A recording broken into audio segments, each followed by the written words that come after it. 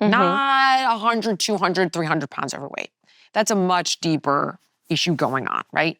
So there was this one kid named Austin. He was 18. He'd come to the show with his father, Ken. He wasn't even my contestant, but Bob and I actually used to work together with each other's contestants all the time.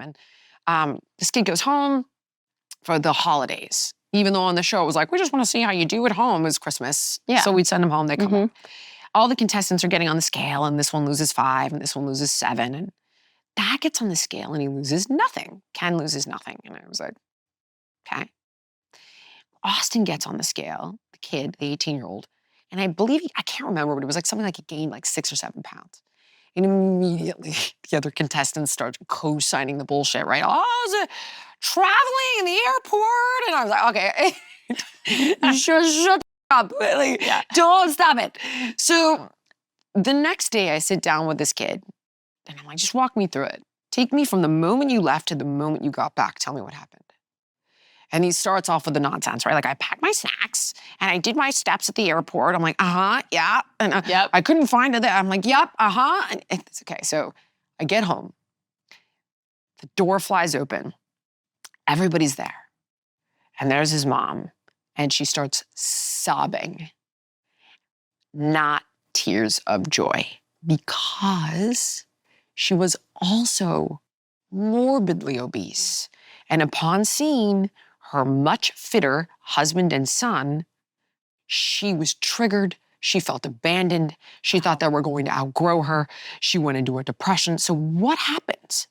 He slams the brakes on the weight loss. He starts eating with his mom. What does the food provide him? An emotional connection to his mother. It was the ultimate primal abandonment, having lost 100 pounds. So this is the deeper shit that nobody on our show was qualified to handle.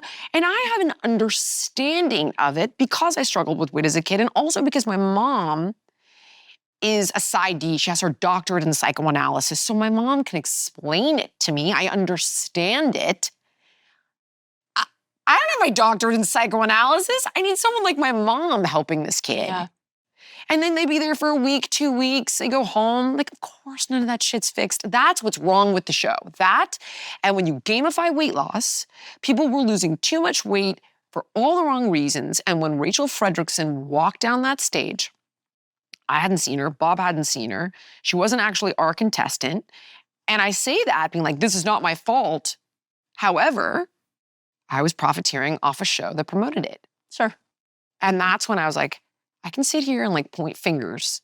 I didn't know, I didn't do it. This wasn't my contestant, but I'm making money on this platform and I'm complicit. And that's when I walked away from it. And that's the integrity. That did it. Yeah.